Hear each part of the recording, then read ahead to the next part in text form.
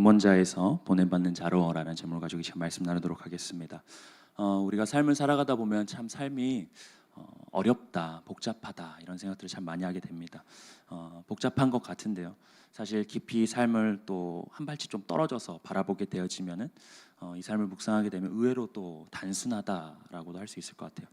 저는 오늘 요한복음 9장 길에서 예수님께서 만난 맹인의 이야기를 통하여서 우리 모든 삶의 질서와 그 가운데 하나님께서 주시고자 하는 그 메시지를 좀 발견하면 좋겠다라는 기대를 가지고 오늘 말씀 나누기 원하는데요. 9장에서는 예수님께서 이제 길을 가시다가 날 때부터 시각장애인, 눈을 보지 못하는, 앞을 보지 못하는 장애인을 만나게 됩니다. 예수님께서 가실 때 날 때부터 맹인된 사람을 먼저 보셨다 이렇게 말을 해요. 근데 이때 제자들이 예수님께 질문을 합니다. 예수님께 여쭤봐요. 그냥 일반 사람들이 물어본 게 아니라 제자들이 묻습니다. 2절 말씀인데요. 제자들이 물어 이르되 라삐어, 이 사람이 맹인으로 난 것이 누구의 죄로 인함이니까? 자기니까 그의 부모님까? 자기입니까 부모님입니까? 이렇게 질문을 하는데 질문이 크게 두 개였어요. 누구의 죄 때문입니까? 라는 질문 하나와 또 하나는 자기의 죄입니까? 부모님의 죄입니까? 이렇게 물었어요. 근데 사실 이 질문을 한 거는요, 이 당시 시대에 좀 이상한 질문, 낯선 질문이 아니었습니다. 왜 그러냐면 이 질문이 기록될 당시 사회적인 통념이 이랬기 때문에 그걸 우리가 이해하고 봐야 되는데 사회적인 통념 가운데 이 질문은 너무나 낯선 질문이 아니었거든요. 제자들도 유대인들이었기 때문에 이런 질문을 한 겁니다. 유대인들은 어떤 인식이 있었는가 하면 누군가가 장애를 겪거나 장애인으로 태어나면 이들이 무슨 죄가 많아서 틀림없이 이런 맹인, 시각장애인으로 태어났다, 혹은 부모가 죄가 많아서 죄를 지어서 맹인으로 태어났다 이렇게 생각을 했습니다. 사실 이건 신학적으로는 옳지 않습니다. 옳지 않은 거죠. 그런데 이것이 사회적인 통념이었기 때문에 이 당시 사람들이 가지고 있던 생각이었습니다. 그래서 제자들도 그 통념 가운데, 생각 가운데에서 이런 질문을 하는 거죠. 그런데 이 질문을 그래서 당시 사람들이 들었을 때는 전혀 이상한 게 아니었어요. 낯선 질문도 아니었고 이상한 질문도 아니었습니다. 당연한 물음이었던 거죠. 근데 그 질문을 들으시고 예수님께서 이 질문 자체를 뒤엎는 답변으로 대답을 하세요. 3절 말씀인데 같이 한번 읽어보겠습니다. 같이 읽겠습니다. 시작. 예수께서 대답하시되 이 사람이나 그의 부모의 죄로 인한 것이 아니라 그에게서 하나님이 하시는 일을 나타내고자 하심이라 이렇게 말씀하세요. 하나님이 하시고자 하는 일을 나타내기 위함이라. 예수님이 지금 두 가지를 답변하셨는데 첫 번째는 뭐냐면 사람이나 부모의 죄 때문에 지금 이 사람이 맹인으로 태어난 게 아니다 이렇게 말씀하시고요. 또 하나는 이 사람은 하나님이 하시는 일을 나타나기 위해서 지금 맹인으로 태어났다 이렇게 말합니다. 근데 우리가 여기에서 좀 먼저 오해할 부분들을 좀 걷어내고 본론으로 들어갈 필요가 있는데 첫 번째 답변에 대한 어떤 오해가 있을 수 있는가 하면 그의 죄나 부모의 죄 때문에 이렇게 태어난 것이 아니라라는 말 속에는 죄가 완전히 없다라는 뜻이 아닙니다. 그 말이 아닙니다. 우리는 기본적으로 무엇을 가지고 태어나죠? 원죄를 가지고 태어납니다. 아담을 하나님께서 이 땅에 빚으시고 창조하실 때 하나님은 온전하게 만드셨습니다.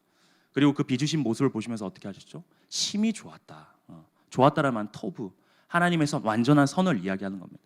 그런데 그 아담 가운데 죄의 유혹이 왔고 사단의 유혹으로 죄가 들어오게 됩니다. 인류 가운데 죄가 들어왔어요. 그때부터 인간은 폭력과 살인과 질병과 고통 가운데 묶여져서 죄의 결과, 그 사망에 이르는 벌을 받게 되어집니다. 그 대가를 지불하게 되죠. 죄는 누구나 가지고 있는 거죠. 원죄는 누구나 가지고 있다라는 거예요. 그래서 죄가 없다는 말이 아닙니다. 원죄가 없다는 말이 아니에요. 그러니까 예수님이 여기서 사람의 죄나 부모의 죄가 아니라는 말의 진짜 의미는 이런 거죠. 사람들이 무슨 윤리적인 죄, 도덕적으로 죄를 지어서 그 결과로 맹인이 된 게 아니다라는 말입니다. 이걸 우리가 구분해서 이해할 필요가 있어요. 다시요. 예수님이 사람의 죄나 부모님 죄 때문에 이렇게 된 것이 아니라는 말은 원죄까지 없다는 말은 아니라는 거예요. 죄는 있지만 다만 이 사람이 맹인이 된 것은 어떤 윤리나 도덕적인 죄를 지은 결과로서 맹인이 된 게 아니다라는 뜻이에요. 우리가 이걸 구별할 필요가 있습니다. 이 부분에서 혼란을 일으키는 분들이 꽤 계세요. 또 하나의 오해를 걷어낼 게 무엇이냐면 예수님께서 이렇게 말씀하셨어요. 하나님이 하시는 일을 나타내고자 하십니다. 그런데 이거를 종종 일반화시켜서 모든 장애를 가진 사람들이 하나님의 일을 드러내기 위해서 전부 장애를 가지고 태어났다라고 생각을 하시는데 그 말을 하는 것이 아닙니다. 그 뜻이 아닙니다. 이 말은 보편화시키거나 일반화시키거나 하는 얘기가 아니고 그 요한복음 9장이라는 맥락 속에서 하나님의 섭리와 경륜 속에서 지금 맹인이 되었다라는 뜻이에요. 이걸 우리가 일반화시키거나 이걸 보편화시켜서 이해하면 안 됩니다. 그러면 이 땅의 모든 장애인들이 전부 다 그 목적으로, 그런 목적 때문에 장애를 가지고 태어났다 이렇게 생각하는 거죠. 근데 그게 아니라는 거죠. 그럼 도대체 하나님께서는 무슨 일을 드러내기 위해서 지금 요한복음 9장에 이 맹인, 이 경륜 가운데 태어난 것일까? 우리가 그걸 좀 추적하면서 말씀을 보자라는 것이죠. 도대체 무슨 하나님의 경륜 가운데 일을 드러내고자 어떤 어마어마한 일이 있기 때문에 이 맹인이 이렇게 태어나야만 했는가라는 것이죠. 6절 말씀을 보겠습니다. 6절 가운데 예수님께서 이제 맹인에게 다가가셨어요. 그리고 말씀을 하십니다. 같이 한번 읽어보겠습니다. 시작. 이 말씀을 하시고 땅에 침을 뱉어 진흙을 이겨 그의 눈에 바르시고. 지금 예수님께서 이 사람을 이제 치유하기 위해서 다가가셨어요. 근데 대체로 예수님께서 성경 말씀에 보게 되어지면 누군가를 치유할 때 보통 쓰시는 방법이 뭐냐면 말씀을 하십니다. 일어나 걸어라. 나사로가 나와라. 기껏해야 병자에게 손을 대는 정도입니다. 근데 예수님께서는 여기서 처음으로 치료를 하는 수단을 사용하세요. 두 가지 수단을 쓰십니다. 첫 번째는 뭐였어요? 침이시고요. 두 번째는 흙이에요. 근데 어느 자료를 보니까 제가 이제 설교 준비해서 보니까 어떤 학자가 그런 글을 썼더라고. 침 속에는 진짜 효능이 있다. 이건 의학적으로 근거가 있는 이론이라 막 이런 얘기를 하더라고요. 그래서 한번 찾아봤더니 일리가 있는 것 같기는 해요. 제가 어릴 적에 약간 기억이 나는 게 모기 같은 데 물리면은 엄마가 이런 침 같은 걸 발라줬던 것 같아요. 혹시 그런 기억 있으세요? 그렇죠? 그때 나았던 것 같아요. 침 발라주니까. 그러니까 이거 효과 있는 방법 아닌가 이런 생각 드는데 제가 침 이야기 했다고 또 침만 기억하고 가시면 안 되는데 침에 관한 에피소드는 여기까지 하고요. 문제는 이 침을 뱉어서 어떻게 하셨어요? 진흙을 이기십니다. 근데 이 진흙이 결국에 무엇으로 만든 거죠? 흙이잖아요. 흙에다가 침을 뱉어서 이걸 이겨서 진흙을 만들었어요. 그리고 어디에 바르시죠? 눈에다 발랐습니다. 근데 이게 과연 뭘까? 이건 아주 중요한 어떤 예수님의 퍼포먼스입니다. 성경에서 신이 흙으로 무엇인가를 만든 사건이 딱 2번 나오죠. 여기에서 한 번 나오고 또 한 군데 어디서 나오죠? 창세기에 나옵니다. 창세기 보면 예수님께서 하나님께서 뭘로 만드셨죠? 우리를 흙을 빚어서 우리를 만들어 놓고 그 코에 생기를 부어 넣으셔서 산령이 되게 하셨습니다. 사람이 되게 하시죠. 지금 하나님이 하나님의 형상대로 우리를 빚으실 때 흙을 사용하셨어요. 흙을 쪼물딱쪼물딱 해서 가양각색의 모양으로 만드신 거죠. 그러니까 그런 의미에서 어떻게 보면 우리는 하나님의 손으로 만들어진 걸작품과 같은 포이에마라고 하지 않습니까? 하나님의 걸작품입니다. 그렇기 때문에 우리는 그것에 대해서 자긍심을 가지고 하나님 앞에서 긍지를 가진 모습으로 살아가야 되는데 어쨌든 예수님께서 지금 침을 뱉어 진흙을 이겨 눈에 바르시죠. 근데 이것은 무엇을 얘기하는 거냐? 2번째 창조의 사건을 표시하는 것입니다. 그러니까 재창조를 지금 예수님께서 여기서 선언하고 계시는 거예요. 예수님께서 이 땅 가운데 왜 오셨습니까? 이 땅 가운데 육신의 몸을 입고 왜 왔는가? 한 알의 밀알이 떨어져서 썩어져서 죽어야지만이 새로운 생명이 태어나기 때문에 주님께서 죽으시고 그렇게 하시면서 새 생명을 얻게 하기 위해서 죽으래 왔다라는 것, 재창조를 이루기 위해 새 생명을 주기 위해서 이 땅에 왔다라는 걸 설명하면서 죽음의 열매와 그 결과로 우리를 다시 창조하시는 걸 보여주는 겁니다. 그런즉 누구든지 그리스도 안에 있으면 뭐라? 새로운 피조물이라. 이전 것은 지나갔으니 보라 새 것이 되었도다.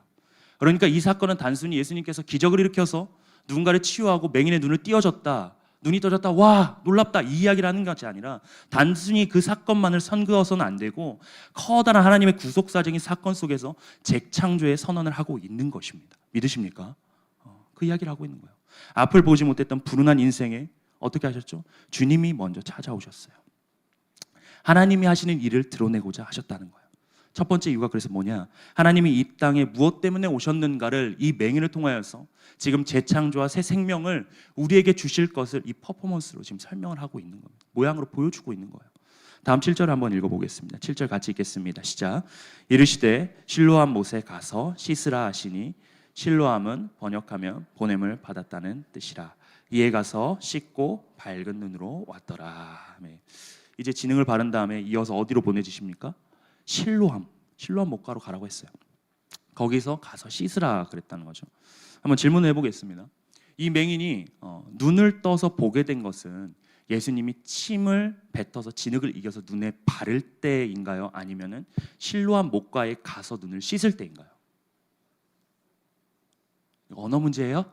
다시 진흙을 눈에 발랐을 때인가요? 아니면 실로암 못가에 가서 눈을 씻었을 때인가요?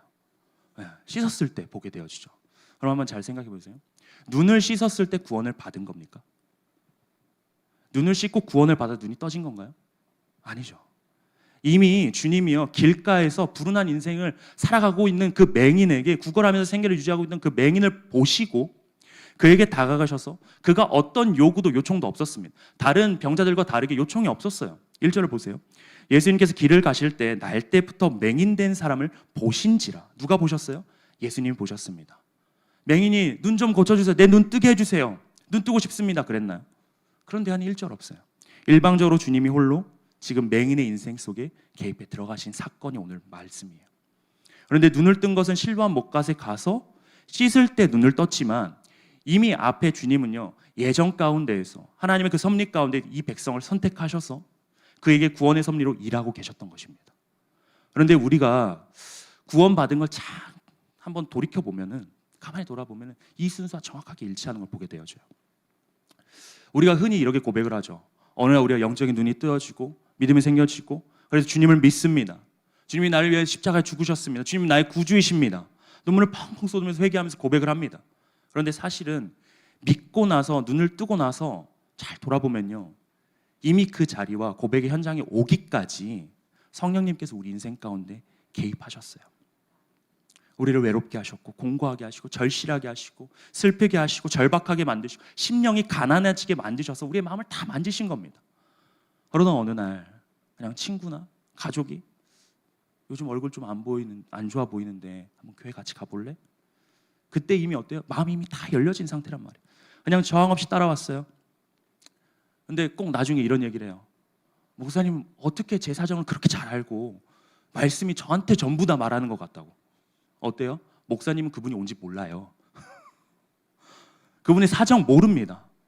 여기 왔는지도 몰랐는데 누가 하고 계시는 거예요? 성령님께서 지금 다 하신 겁니다. 주님이 다 하신 거예요. 지금 이 맹인에게 그 순서대로 벌어지고 있는 거예요. 주님이 먼저 찾아오시고 구원시키시고 눈이 떠지게 하신 겁니다. 그런데 이 맹인이 지금 눈을 씻은 연못이 어디였어요? 실로암이죠. 실로암. 어두운 밤에 아시나요? 군부대 논산에 가면은 제가 연무대 가서 깜짝 놀랐는데 무섭더라고요. 2,000명이 넘는 장병들이 예배당에 앉아가지고요. 이 찬양 이건 찬양이 아니에요. 그냥 발광 같아요. 허이 허이 하는데 난리가 납니다. 이 찬양 부를 때. 그 노래 제목이 실로암인데 이게 연못에서 따온 이름이거든요. 어두운 밤에 캄캄한 밤에. 근데 이 실로암의 원래 뜻 본 뜻이 무엇이냐? 보냄을 받았다라는 뜻이라고 오늘 나와 있잖아요. 놀랍게도 하나님께서 여기서 두 번째로 나타내고자 하는 일이 지금 밝혀집니다. 이 맹인은 여기서 눈이 떠져서 다시 어떻게 되어지는 겁니까? 보내지는 거예요. 아직도 눈먼 세상 가운데, 아직도 눈먼 이 어두운 도시를 통해서 빛으로 눈이 띄어졌어요. 주님께서 말씀하셨죠. 세상의 빛이라. 오늘 말씀하시지 않았어요. 눈이 띄어졌어요. 이제 빛으로서 이 사람은 파송되어지고 보내지고 그 현장이 바로 실로암 목가라는 거예요. 보내지는 겁니다. 예수를 전하는 거예요. 요한복음 20장에 보게 되어지면 뒷장에 보게 되면 예수님께서 부활하신 후에 제일 먼저 찾아간 데가 어디냐? 공포와 두려움에 떨고 있는 제자들 가운데 찾아가세요. 한복판으로 예수님께서 찾아 들어가시죠. 그리고 처음 하신 말씀이 뭐예요? 평강이 있을지어다. 평안할지어다. 샬롬이 있을지어다. 그리고 나서 무엇을 하십니까? 아버지께서 나를 보낸 것 같이 나도 너희를 보내노라. 근데 이 장면 볼 때 좀 웃기지 않습니까? 안 웃기신가요? 그냥 믿음으로 다 받아요. 역시 신령하십니다. 저는 이 장면을 보면서 좀 이해가 안 갔어요. 지금 사람들이 갈 준비가 된 상태입니까? 아니잖아요. 지금 예수님께서 그 십자가에서 가장 끔찍한 처형을 당하시고 다들 무서워서 도망친 다음에 한 곳에 모여 있는 거예요. 잡힐까 봐 두려워서 벌벌 떨면서 한 집에 숨어 있는 상황입니다. 그런데 예수님께서 거기에서 평강이 있을지어다 선언하신 다음에 바로 이어서 말씀하시는 게 아버지께서 나를 보내신 것처럼 나도 너희를 보낸다. 파송을 선언하고 계시는 거예요. 보냄을 선언하시고 있는 거예요. 이게 무엇을 이야기하는지 아시겠습니까? 제가 전에 부임했던 교회에서 좀 충격받았던 일 중에 하나가 아직도 생생한데 전에 사역했던 교회가 굉장히 선교를 좀 많이 하는 교회였어요. 선교를 많이 했는데 제가 부임을 하자마자 선교팀이 이제 선교를 떠나게 됐습니다. 그래서 새벽에 이제 선교를 떠나니까 교육자들이 다 나와서 이제 선교팀을 격려하면서 이제 마중 나갔습니다. 대형 버스들이 쫙 나와 있더라고요. 저쪽에서 한 청년이 막 캐리어 들고 막 오는 거예요. 담임 목사님께서 보시더니 인사 겸 갔는데 이제 처음 보는 청년인 거예요. 그래서 나온 지 얼마 안 된 것 같아가지고 이제 물으셨어요. 처음 보는 것 같은데 교회 온 지 얼마나 됐냐? 7일 됐대요. 7일. 교회 나온 지 7일 됐는데 간다는 거예요, 선교를. 그래서 그래 7일 돼서 또 갈 수는 있지 이렇게 생각했습니다. 근데 제가 옆에서 보다 좀 이상해가지고 궁금해서 물어봤어요. 혹시 예수님 믿은 지 얼마 됐냐고. 그랬더니 교회가 처음이래요. 초신자래요. 근데 초신자가 지금 어디 간다고? 선교를 간대요. 그래서 왜 가냐고 그랬더니 모른대요. 그냥 교회에서 가자고 해가지고 순원이 가자고 해가지고 등록했고 지금 잘 모르는데 뭐 쪽지 줘가지고 외우고 있대. 사형리 같은 거 외우고 있더라고요. 그래서 그걸 가는 길을 외우면서. 근데 마찬가지예요. 지금 이 맹인이 그런 겁니다. 아무것도 모르지만 지금부터 보냄을 받아서 나아가는 거예요. 이 맹인도 조금씩 지금 예수님에 대한 어떤 인식의 변화를 경험하면서 점점점 확고해져 가는 것을 우리가 보게 되어지거든요. 그리고 진정으로 그분을 믿게 되고 그분을 전하는 자가 되어집니다. 그래서 하나님이 나타내고자 하는 일들이 그렇게 일어나는 거예요. 지금 이 맹인이 믿음이 자라나는 흐름 우리가 따라가 보려 하는데 11절에 사람들이 눈뜬 맹인을 보고 어떻게 된 거냐고 물었습니다. 근데 그가 이렇게 말을 해요. 11절 말씀 한번 같이 한번 읽어보겠습니다. 같이 읽겠습니다. 시작. 대답하되 예수라는 그 사람이 진흙을 이겨 내 눈에 바르고 나더러 실로암에 가서 씻으라 하기에 가서 씻었더니 보게 되었노라. 여기에서요, 예수님에 대해서 어떤 설득을 하거나 어떤 설명하는 게 있습니까? 그냥 팩트만 이야기하고 있어요. 그냥 사실만 얘기해줘. 그리고 거기다 이 예수님 뭐라고 표현하고 있어요? 예수라는 사람이 있다. 예수라는 사람이 나보고 씻으라 해서 씻었더니 눈 떠졌다. 이 사람 지금 예수님에 대해서 잘 알고 있는 사람일까요? 모르고 있는 사람일까요? 모르고 있는 사람이에요. 네, 다음에 17절을 봅시다. 17절 한번 같이 읽어볼게요. 시작. 이에 맹인된 자에게 다시 묻되 그 사람이 내 눈을 뜨게 하였으니 너는 그를 어떠한 사람이라 하느냐? 대답하되 선지자니이다 하니. 이번에 예수를 어떤 사람으로 표현하죠? 선지자. 근데 이 선지자도 그리 뭐 대단한 표현은 아니에요. 당시에 어느 기적이나 치유를 행하는 사람은 흔히 선지자다 이렇게 여겼습니다. 공동체 사람들이 그렇게, 유대 공동체 사람들이 그렇게 인식했단 말이죠. 그런데 다음 마지막 33절에 가면은 이렇게 고백을 해요. 같이 읽어보겠습니다. 시작. 이 사람이 하나님께로부터 오지 아니하였으면 아무 일도 할 수 없으리이다. 아멘. 지금 이 사람이 하나님께로부터 오지 않았으면 이 일을 할 수 없습니다. 이 사람의 인식이 조금씩 예수께로 근접해지고 확고해지고 있어요. 그런데 결국 이 말을 한 것으로 인해서 이 사람이 어떤 어려움을 겪게 되느냐, 인생의 변곡점을 맞이하게 되냐. 34절에 이렇게 나옵니다. 그들이 대답하여 이르되 내가 온전히 죄 가운데서 나서. 이거 유대인들의 생각이에요. 지금 바리새인들한테 신문 받고 있는 거거든요. 유대인들의 생각이 너가 죄 가운데서 났다. 유대인들의 생각이죠. 그러면서 우리를 가르치리냐 하고 이에 쫓아내어 보내니라. 하나님으로부터 왔다. 이 사람 하나님의 보낸 자이다. 메시아이다. 이런 얘기를 하니까 쫓아보냅니다. 유대인들이 너가 지금 나았다고 우리를 가르치려 하느냐. 여기서 쫓아냈단 말은 무슨 뜻이냐면 그냥 쓸데없는 소리 하지 말고 나가. 이게 아니라요. 그들의 어떤 견고한 종교, 껍데기만 있는 생명이 없는 화석이 되어진 그 유대 종교 공동체에서 파문했다 이 말이에요. 여러분 이 공동체까지 파문해서 쫓겨나게 되어지면 어떠냐면 그 전에는 구걸하면서라도 빌붙어서 살 수 있었어요. 근데 이제 유대 공동체 안에서 구걸하면서도 먹고 살 수 없는 상태가 되어진 겁니다. 이 사람은 벼랑 끝에 있었던 사람이거든요. 근데 벼랑 끝에 있었던 사람을 그냥 이 유도 공동체는 하나님의 택함 받은 선민이라는 자들은 밀어버렸어요. 벼랑 끝으로 밀어버립니다. 유대 공동체는 기껏 눈뜬 맹인을 파문하는 것으로 결론이 맺어져요. 근데 이 파문당한 맹인을 예수님이 두 번째 찾아오십니다. 35절 같이 한번 읽어보겠습니다. 같이 읽겠습니다. 시작. 예수께서 그들이 그 사람을 쫓아냈다 하는 말을 들으셨더니 그를 만나사 이르시되 내가 인자를 믿느냐. 네. 여기서 중요한 표현이 등장하는데 인자라는 말인데 이 인자라는 표현은요 신구약을 통틀어서 사람의 아들이면서 동시에 하나님의 아들 예수 그리스도의 그 신성을 나타내는 굉장히 중요한 표현입니다. 그래서 예수님이 인자를 믿느냐 물으시자 아직 무엇인지 분간 못하는 이 눈뜬 맹인이 대답을 해요. 36절에 대답하여 이르되 주여 그가 누구시오니까 내가 믿고자 하나이다. 이미 그의 마음속에 거의 영적인 갈급함과 목마름이 가득 차올라 있었어요. 그분이 누구십니까? 내가 믿고 싶습니다. 그러자 예수님이 드디어 자신을 온전하게 드러내시면서 말씀하시죠. 37절에 예수께서 이르시되 내가 그를 보았거니와 지금 너와 말하는 자가 그이니라. 38절 결론입니다. 같이 읽겠습니다. 시작. 이르되 주여 내가 믿나이다 하고 절하는지라. 아멘. 내가 믿나이다. 고백이 여기서 비로소 나오게 되어지죠. 내가 예수 그리스도를 믿습니다. 그리고 그 고백을 한 다음에 눈뜬 맹인이 어떻게 행동을 하죠? 절을 합니다. 그분이 정말 하나님의 아들이신 것을 인정하고 경배하고 예배하겠다는 뜻이죠. 근데 이것은 얼마나 중요한 사건인가 생각해 봅시다. 당시에 생명이 없는, 어떻게 보면 화석화되어져 버린, 고인물이 되어져 버린 종교 공동체, 그 공동체는 어떻게 했습니까? 이 맹인을 살려야 되고 생명을 줘야 될 하나님의 백성된 공동체는 오히려 이 맹인을 파문해 버렸습니다. 그런데 사실은 이 이야기는 뒤집혀진 역전의 이야기예요. 오히려 파문을 당한 것처럼 보여지는 눈뜬 맹인과 예수님이 반대로 이 눈 멀고 눈 감은 이 유대교를 파문시켜 버린 것입니다. 이것은 기독교의 역사에서 매우 중요한 분리의 시작인 거예요.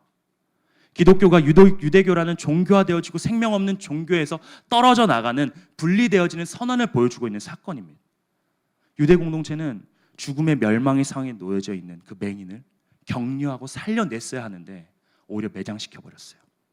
벼랑 끝에 있는 이를 밀어버렸습니다. 그런데 이 사람은 생명의 주님 앞에 나와서 엎드려 경배함으로써 생명 없는 종교를 창조주이신 예수님 앞에서 반대로 파문시켜 버린 거예요. 멋진 반전인 거예요. 역전인 거예요. 그렇게 오늘 사건은 끝을 맺습니다. 이제 정리를 하겠습니다. 도대체 이 맹인의 존재는 우리에게 무엇일까? 이를 통해서 하나님이 원하시는 일은 무엇인가? 말씀을 정리하면서 이런 생각이 들더라고요. 오늘 한국교회와 우리 가운데 오히려 이런 파문의 위기가 우리 앞에 있지는 않은가? 조직은 갖춰져 있습니다. 규모는 갖춰져 있습니다. 근데 거기에는 생명이 태어난 일이 없고 생명이 회복된 일이 없다면 우리 또한 제2의 유대교를 답습하는 꼴이 아닐까라는 생각이 듭니다. 그래서 교회는 계속해서 무엇을 해야 됩니까? 실로함이 되어야 되는 거예요. 그곳에서 씻음을 받고 정결함을 입고 눈이 떠져서 우리끼리만의 유람선이 아니라 보내져야 합니다. 믿으십니까? 교회의 존재 목적은요, 복음을 전하는 것입니다. 예수 그리스도께서 우리에게 주신 그 새 생명과 새 창조를 전하는 것입니다. 전도하는 것이고 선교하는 것입니다. 그렇기 때문에 성도인 우리가 살아가야 될 이유도 보냄받는 겁니다. 그런데 우리 성도들 가운데, 저희들 마음 가운데 종종 오해하는 것이 있어요. 뭔가 보내지려면은 떳떳해야 될 것 같아요. 남이 보기에 뭔가 그럴듯한 상태여야 될 것 같고 누가 봐도 객관적으로 갖춰진 모습이어야지만 보내질 수 있다고 생각을 합니다. 근데 그건요, 우리의 생각입니다. 예수님은요, 십자가에서 당시 가장 저주스러운 모습으로 죽으셨습니다. 하나님은 언제나 우리를 폼나는 모습으로 사용하지 않으세요. 그런 모습을 쓰시는 분이 아닙니다. 물론 이왕이면 내가 좀 폼나는 모습이면 좋겠다라는 마음이 들지만 그건 우리의 생각일 뿐 하나님의 방식이 아니에요. 이 땅에서 우리가 멋지게 살려고 하지 마십시오. 왜냐하면 이 땅에서 멋지게 살려고 하다 보면 반칙해야 되고 위반해야 되고 남을 밟고 올라서야 되고 그래야 나를 알아봐주고 인정해 줍니다. 그런 생각 가운데 빠지게 돼요. 그렇게 살지 않기로 결단한 것이 우리 그리스도인들 부름받는 삶 자세 아니겠습니까? 세상의 질서대로 살지 않겠다라고 믿음의 자리 가운데 들어온 자들이 우리 아닙니까? 그것이 우리들의 각오였잖아요. 근데 명분은 예수님을 붙잡는데 세상의 방식은 여전히 놓지 못하는 경우가 참 많아요. 몸은 애굽을 떠나는데 여전히 지배적인 사고는 애굽 가운데 머물러 있는 것입니다. 그것의 통치를 받는 거예요. 우리가 하나님은 언제나 교회가 우리의 삶이 매일매일 신뢰함이 되길 소망하십니다. 우리가 먼저 그곳에 다가가서 깨끗해지길 소망합니다. 주님 먼저 우리에게 다가오셨어요. 새 창조를 선언해 주셨습니다. 우리를 새롭게 해 주셨습니다. 그래서 우리에게 눈먼 세상 가운데 전하기 위해서, 보냄받기 위해서 우리를 나아가게 하시고 있는 줄 믿으시길 바랍니다. 그 주님을 보십시오. 눈을 써서 예수님을 보시고 너에게 말하는 내가 그라 말씀하시는 그 주님을 예배하면서 나아가는 우리 모든 성도님들 되길 말씀을 축복합니다. 그래서 처음에 말씀드렸듯이 세상이 참 복잡한 것 같지만요, 본질을 꼼꼼하게 들여다보면 단순해요. 내가 왜 사는가? 보냄받기 위해서 사는 겁니다. 그 이상 다른 말이 필요 없잖아요. 나의 못남도, 우리의 가난함도, 우리의 위대함도, 우리가 높은 자리에 있습니까? 그것도 하나님께서 우리에게 주신 높은 자리거든요. 모두가 보냄받기 위해서 있다라는 것입니다. 실로함, 믿으십니까? 이 말씀이 우리 마음 가운데, 우리 식어진 마음 가운데 다시 한번 불을 지피는 은혜가 되기를 말씀으로 축복합니다. 우리 이 시간 함께 찬양하면서 나아갔으면 좋겠습니다. 우리 이 시간 부르신 곳에서라는 찬양하면서 우리 고백 올려드리며 나아갔으면 좋겠습니다. 하나님께서 우리를 부르십니다. 그 부르신 자리 가운데서 온전히 주님의 보냄받은 자로 살기 원합니다. 고백하며 나아가도록 하겠습니다. 따스한 성령님 마음으로 보내 내 몸을 감싸며 주어지는 평안함 만족함을 느끼네. 부르신 곳에서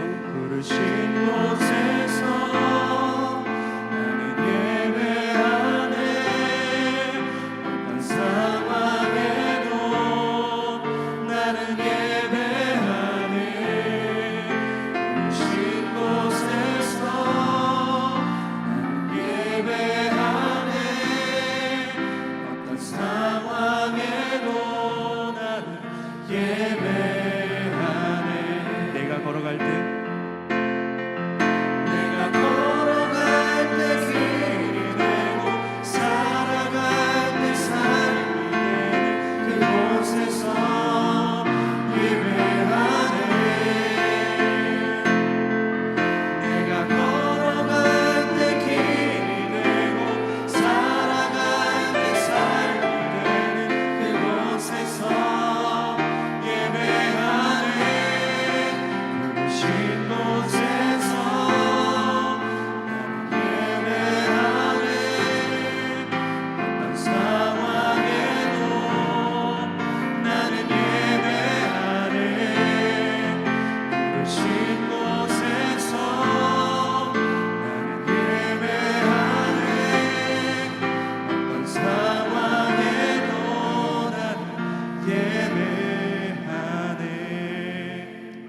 나갔으면 좋겠습니다.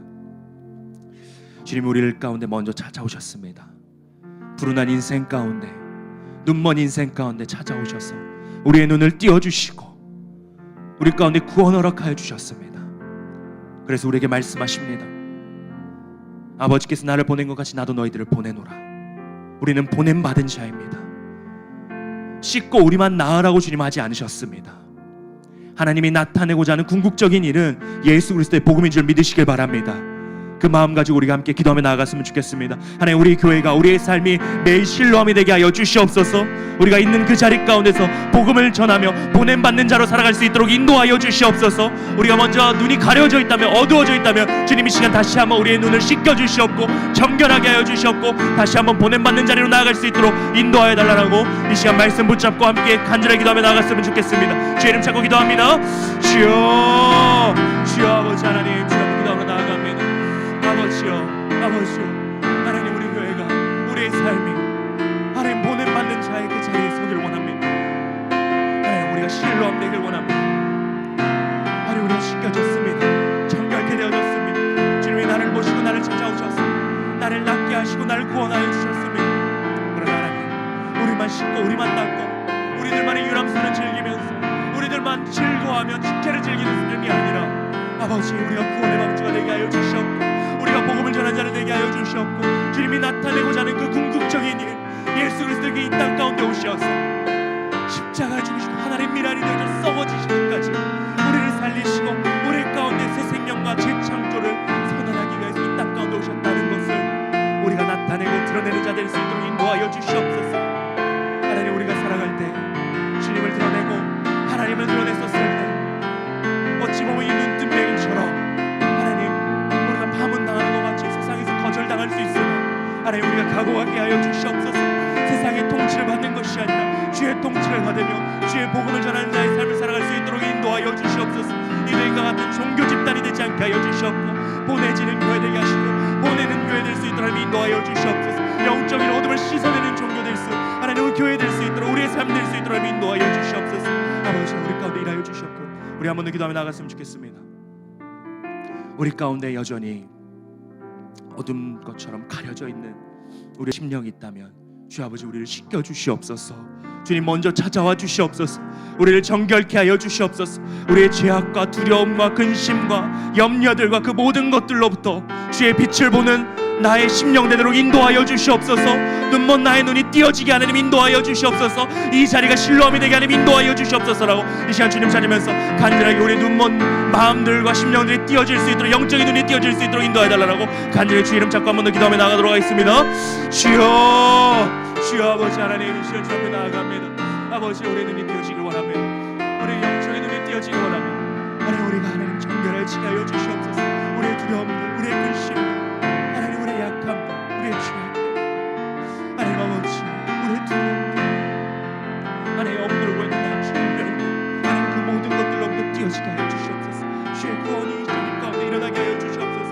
이 자리 가운데 신뢰하면서 내가 하나님을 살아나길 원하고, 내가 눈이 열려지길 원하고, 다시 한번 주님을 바라보게 되어 주시고 영적인 눈이 띄어져서 주님을 믿음으로 고백하며 주님 앞에 절하며 예배하며 나아가며 나의 인생 될 수 있도록 인도하여 주시옵소서.